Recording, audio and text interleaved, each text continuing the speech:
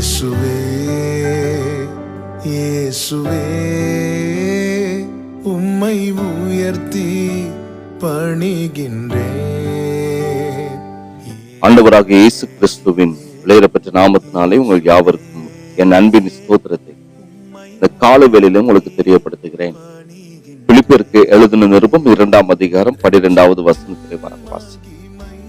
ஆதலால் எனக்கு பிரியமானவர்களே, நீங்கள் எப்பொழுதும் கீழ்ப்படுகிறபடியே நான் உங்களுக்கு சபையுமாய் இருக்கும் பொழுது மாத்திரமல்ல, நான் தூரமாயிருக்கிற இப்பொழுதும் அதிக பயத்தோடும் நடுக்கத்தோடும் உங்கள் ரட்சிப்பு நிறைவேற பிரயாசப்படுங்கள் என்று சொன்னார்.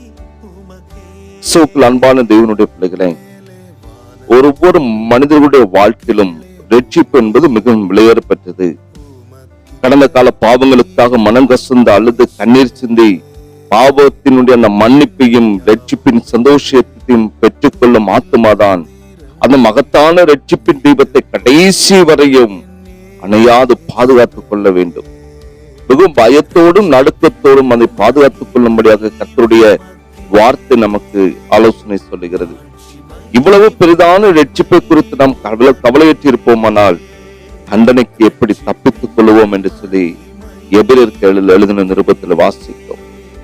பாவமும் அசுத்தமும் நிரம்பி வழியும் இந்த உலகத்தில் நம் ஒவ்வொருவரும் பரிசுத்தமாக வாழ்வதற்கும் மரணத்தை மிகுந்த சந்தோஷத்தோடும் மகிழ்ச்சியோடும் எதிர்பார்ப்போடும் கூட சந்திப்பதற்கும் ஒரு முடிவற்ற ஒரு நித்தியத்தை அடையும்படியாக அந்த நித்தியத்திற்குள்ளாய் பிரவேசிக்கும்படியாக ஆண்டவராக இயேசு கிறிஸ்துவோடு கூட மோட்சத்திலே மிகவும் சந்தோஷத்தோடும் களிப்போடும் ரட்சிப்பு நமக்கு மிகவும் மிகவும் அவசியமாய் காணப்படுகிறது. அந்த மகிமையான ரட்சிப்பை நாம் வெளிப்போடு காத்துக்கொள்ள இந்த உலகத்தில் நாம் ஒவ்வொருவரும் போராடிதான் ஆக வேண்டும் என்று சொல்லி வசனம் நமக்கு மிகவும் அழகாக போதிக்கிறது. அழிந்து போய்கொண்டிருக்கிற இந்த உலகத்தின் காரியங்களுக்காக, உலகத்தில் காணப்படுகிற அநேக தேவைகளுக்காக நாம் ஒவ்வொருவரும் எவ்வளவோ பிரயாசங்கள் எடுக்கிறோம். அநேக நேரங்களில் கண் விழித்து உறக்கமின்றி அயராது உழைக்கிறோம். பலவிதமான தியாகங்களை செய்கிறோம். தேவை என்றால் நித்திய காலமாக நிலைத்திருக்கக்கூடிய அந்த ரட்சிப்பின் காரியத்தில் எத்தனையோ கவலையும் கரிசனையும் நமக்கு தேவை என்பதை நாட்களை புரிந்து கொள்ள வேண்டும். கேட்டுக்கொண்டிருக்கிற எனக்கு அன்பான தேவனுடைய பிள்ளைகளை, நீங்கள் எச்சரிக்கப்பட வேண்டும்.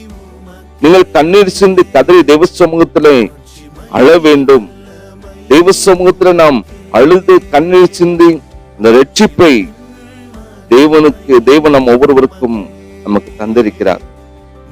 அதனால எனக்கு அன்பான தேவனுடைய பிள்ளைகளை, இந்த உலகத்திலே பிரியமற்று காணப்படுகிற அருவருப்பான கொடிய பாவங்களை செய்த என்றைக்கும் இழந்து போய் நீங்கள் நிற்பீர்கள் என்றால் அன்றைக்கு உங்களுடைய ஆத்மாவையும் நீங்கள் இழந்து போய் காணப்படுகிறீர்கள். அன்றிலிருந்து நீங்கள் நடைப்பணமாக நீங்கள் காணப்படுகிறீர்கள்.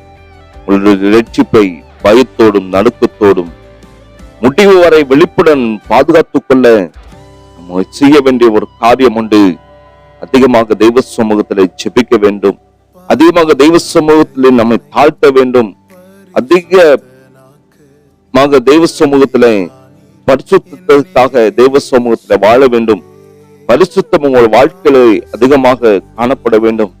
களங்கமில்லாத ஞானப்பாலாக தெய்வ வசனங்களை அதிகமாக தியானம் செய்து அள்ளி பெருக வேண்டும். எனவே எனக்கு அன்பான தேவனுடைய பிள்ளைகளை, கட்டுக்குள் அடங்கா மறுக்கும் உங்கள் பொல்லாத சரீர பாண்டத்தை தேவனுடைய அந்த பலத்தால் அடக்கி ஒடுக்கி கீழ்ப்படுத்த வேண்டும். அதற்காய் கிருபையை தேவ சமூகத்திலே ஆண்டவராக இயேசு கிறிஸ்துவின் இடத்திலே கடந்து வந்து, அப்பா நீர் எங்களுக்கு உம்முடைய கிருபைகளை தாரும். இந்த பூமிக்குரிய வாழ்க்கையிலே உமக்கு பிரியமாய் வாழ எங்களுக்கு கிருபை தாரும் என்று சொல்லி யார் ஒருவர் தெய்வ சமூகத்தில் நீங்கள் கேட்கிறீர்களோ அவர் அப்படிப்பட்ட கிருபைகளை தந்து ரட்சிப்பு நிறைவேற கடைசி பரிதம் நிலைத்திருக்க பயத்தோடும் நடுக்கத்தோடும் தெய்வ சமூகத்துல காணப்பட அப்படிப்பட்ட கிருபைகளை தருகிறார். யார் வாஞ்சிக்கிறீர்கள் தெய்வ சமூகத்தை உங்கள் தாழ்த்துங்கள். ரட்சிப்பை கடைசி பரிதம் பாதுகாத்துக் கொள்ள பரிசுத்த ஆவியானவர்கள் ஒவ்வொருவருக்கும் கிருபை செய்வாராக. ஜெபிக்கலாமா? பரிசுத்தமும் இரக்கமும் எங்கள் அன்பின் நல்ல தகப்பனே, ஆசீர்வதிக்கப்பட்ட இந்த காலை வேளைக்காக நாங்கள் நமக்கு நன்றி செலுத்துகிறோம். அதிக பயத்தோடும் நடுக்கத்தோடும் ரட்சிப்பு நிறைவேற பிரயாசப்படும் என்ற வார்த்தையும்படி அந்த ரட்சிப்பை வருகை பரியந்தம் நாங்கள் அந்த ரட்சிப்புல நிலைத்திருக்கத்தக்கதான கிருபைகளை பரிசுத்த ஆவியானவர் ஒவ்வொருவருக்கும் நீர் கொடுப்பீராக. அப்படிப்பட்ட பயத்தை கொடுப்பீராக, அப்படிப்பட்ட நடுக்கத்தை கொடுப்பீராக. உலகத்தின் காரியங்களுக்காக நாங்கள் அநேகம் காரியங்களுக்காக நாங்கள் பிரயாசப்படுகிறோம். அவைகள் எல்லாம் மாயை, அவைகள் எல்லாம் வீணாண்டவரே. ஆனால் இந்த ரட்சிப்பு என்று நிலைத்திருக்கிறதாய் காணப்படுகிறதா? இந்த ரட்சிப்பை பாதுகாத்துக் கொள்ளத்தக்கதான இப்படிப்பட்ட பாக்கியத்தையும் கிருபைகளையும் பரிசுத்த ஆவியானவர் நீரே ஒவ்வொருவருக்கும் கொடுத்து வழி நடத்துங்க, ஆசீர்வதிங்க. இயேசுவின் நாமத்தில் ஜெபிக்கிறோம் நல்ல பிதாவே, ஆமென், ஆமென். உம்மை உயர்த்தி பணிகின்றேன் இயேசுவே, இயேசுவே. உம்மை உயர்த்தி பணிகின்றேன்.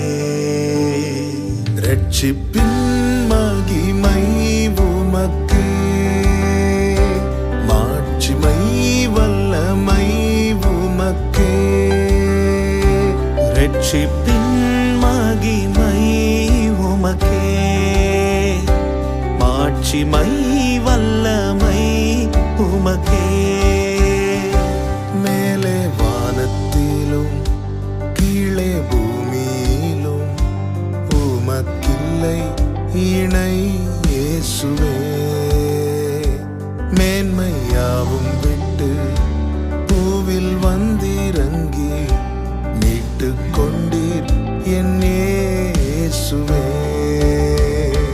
ரட்சிப்பின் மகிமை உமக்கே, மாட்சிமை வல்லமை